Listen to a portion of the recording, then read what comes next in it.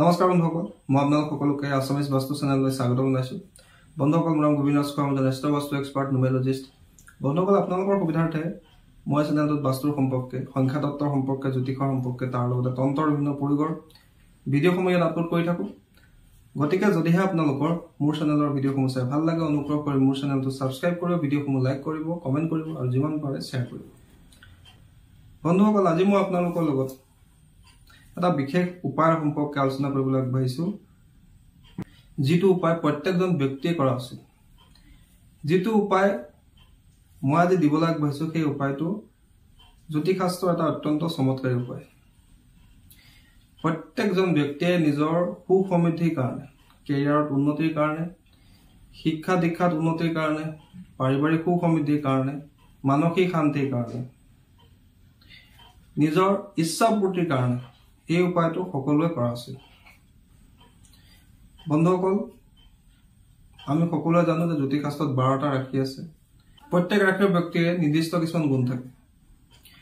বন্ধুসকল, এতিয়া কথা হ'ল যে আমি ৰাশি অনুসৰি এনে কি উপায় কৰিব পাৰোঁ, যি উপায় কৰিলে আমাৰ কৰ্মত সেই উপায় সহায় কৰে, কাৰ্যত আমি অতি সহজে সিদ্ধি লাভ কৰিব পাৰোঁ, মনৰ ইচ্ছাখিনি অতি সোনকালে পূৰ্ণ কৰিব পাৰোঁ, য'তে যাওঁ বা যি কামেই নকৰোঁ সেই কামত আমাৰ সফলতা লাভ হয়। বন্ধুসকল, আজি মই ঠিক তেনেধৰণৰ এটা উপায় সম্পৰ্কে ক'বলৈ আগবাঢ়িছোঁ। গতিকে অনুগ্ৰহ কৰি ভিডিঅ'টো শেষলৈকে চাব, যাতে সম্পূৰ্ণ কথাখিনি বুজি পায়। স্কিপ কৰি চালে হয়তো কিছুমান ইম্পৰ্টেণ্ট পইণ্ট থাকি যাব, তাৰপিছত কিন্তু আপোনালোকৰ প্ৰয়োগবিলাক সম্পূৰ্ণ হৈ নুঠিব। বন্ধুসকল, কি কৰিব লাগে ভালকৈ শুনি লওক। বন্ধুসকল, এই উপায়টো কৰিবৰ কাৰণে আমাক এখন ভোজপাতৰ প্ৰয়োজন হ'ব। ভোজপাত কি বস্তু মই আগতে আপোনালোকক জনাইছিলোঁ। আপোনালোকে কোনো পূজাৰ দোকানৰ পৰা 20 টকা বা 50 টকা দি এখন ভোজপাত কিনি আনিব আৰু আপোনালোকে লগত গোটাই ল'ব অষ্টগন্ধ।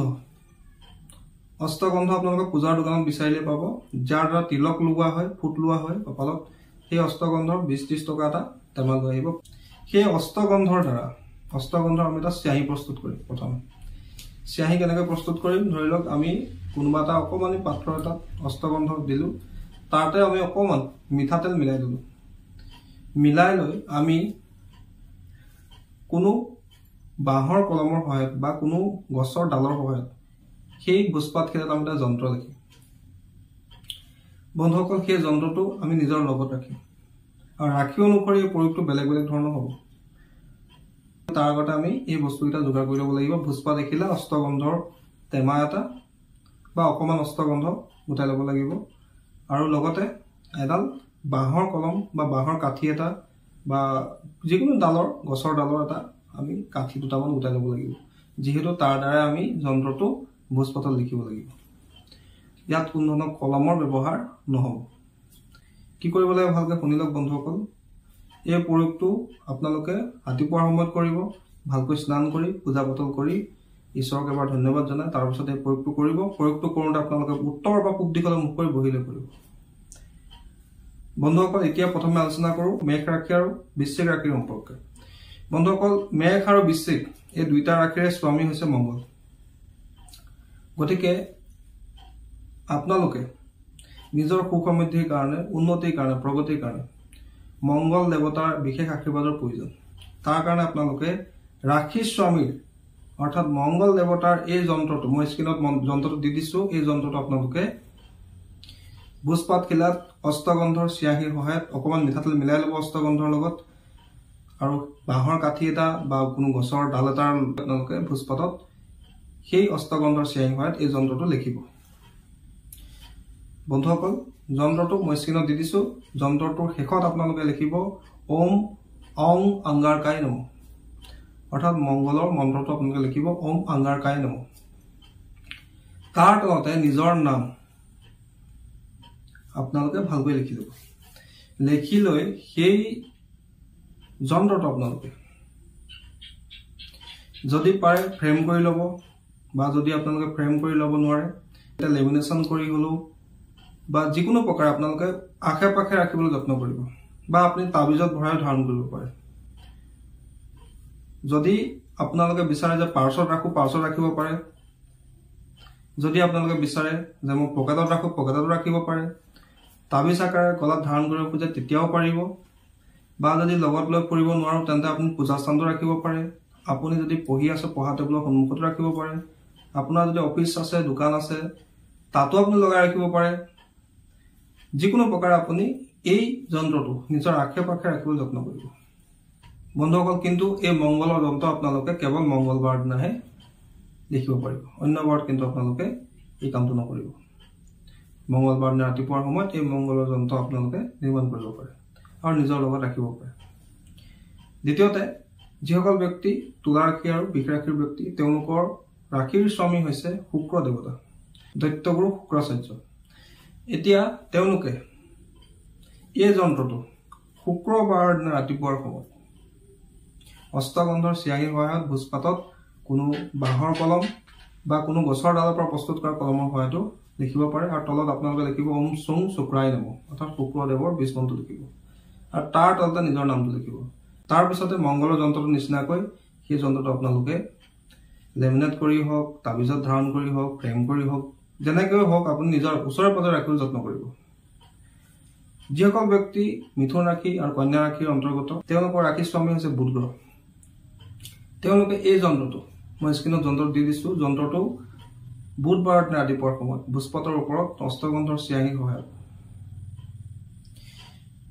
বাঁহৰ বা যিকোনো গছৰ ডালৰ কলমৰ সহায়ত লিখিব, আৰু তাৰ তলতে ওম বং বুধাই নমঃ লিখিব, আৰু তাৰ তলতে নিজৰ নামটো লিখিব। যিসকল কৰ্কট ৰাশিৰ ব্যক্তি, তেওঁলোকে এই যন্ত্ৰটো সোমবাৰ দিনা ৰাতিপুৱাৰ সময়ত ভোজপাতৰ ওপৰত অষ্টগন্ধৰ চিয়াহীৰ সহায়ত লিখিব, লিখি লৈ যিকোনো প্ৰকাৰে নিজৰ আশে পাশে ৰাখিবলৈ যত্ন কৰিব। যিসকল ব্যক্তি সিংহ ৰাশিৰ অন্তৰ্গত, তেওঁলোকে এই যন্ত্ৰটো ৰবিবাৰৰ দিনা ৰাতিপুৱাৰ সময়ত ভোজপাতত অষ্টগন্ধৰ চিয়াহীৰ সহায়ত লিখি নিজৰ লগত ৰাখিব বা তাবিজত ধাৰণ কৰিব পাৰে, বা নিজৰ আশে পাশে ৰাখিবলৈ যত্ন কৰিব। যিসকল ব্যক্তি ধনু ৰাশি আৰু মীন ৰাশিৰ অন্তৰ্গত, তেওঁলোকে এই যন্ত্ৰটো বৃহস্পতিবাৰৰ দিনা ৰাতিপুৱাৰ সময়ত ভোজপাতত অষ্টগন্ধৰ চিয়াহীৰ সহায়ত বাঁহৰ বা যিকোনো গছৰ ডালত কলমৰ সহায়ত আপোনালোকে লিখি লৈ নিজৰ লগত ৰাখিব বা আশে পাশে ৰাখিব, আৰু তলত আপোনালোকে লিখিব ওম ব্ৰিং বৃহস্পতাই নমঃ, তাৰ তলতে নিজৰ নামটো লিখিব। তাৰপিছতে ইয়াক ফ্ৰেম কৰি হওক, লেমিনেট কৰি হওক, যিকোনো প্ৰকাৰে নিজৰ ওচৰে পাজৰে ৰাখিবলৈ যত্ন কৰিব। যিসকল ব্যক্তি কুম্ভ ৰাশি বা মকৰ ৰাশিৰ ব্যক্তি, তেওঁলোকে এই যন্ত্ৰটো মই স্ক্ৰীণত যন্ত্ৰটো লিখি দিছোঁ, সেই যন্ত্ৰটো আপোনালোকে শনিবাৰ দিনা ৰাতিপুৱাৰ সময়ত ভোজপাতত অষ্টগন্ধৰ চিয়াহীৰ সহায়ত বাঁহৰ বা যিকোনো গছৰ ডালৰ কলমৰ সহায়ত আপোনালোকে লিখিব, তাৰ তলত লিখিব ওম সং অন্যচৰাই নমঃ, আৰু তাৰ তলতে নিজৰ নাম লিখিব। লিখি লৈ সেই ভোজপাতখিলা আপোনালোকে লেমিনেট কৰি হওক, ফ্ৰেম কৰি হওক, তাবিজত ভৰাই হওক, যিকোনো প্ৰকাৰে আপোনালোকে নিজৰ আশে পাশে ৰাখিবলৈ যত্ন কৰিব। বন্ধুসকল, এইটো এটা অত্যন্ত শক্তিশালী প্ৰয়োগ আপোনালোকৰ উন্নতি প্ৰগতিৰ কাৰণে। যিটো ৰাশি আমি ব্যক্তি, সেই ৰাশিৰ স্বামীক বল প্ৰদান কৰিলে আমাৰ উইল পাৱাৰ ষ্ট্ৰং হয়, আমাৰ ইচ্ছা শক্তি প্ৰবল হয়। যিহেতু ৰাশি অনুসৰি আমি যিটো ৰাশিৰ ব্যক্তি, সেই ৰাশিৰ স্বামীৰ প্ৰভাৱ আমাৰ ওপৰত সদায় থাকে।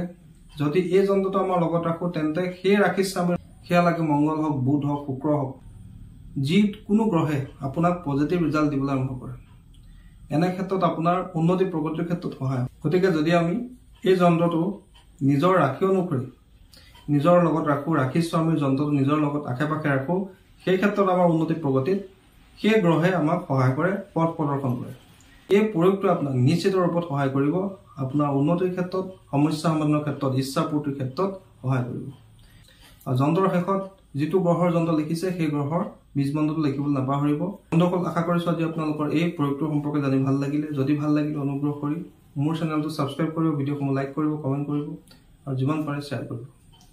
ধন্যবাদ।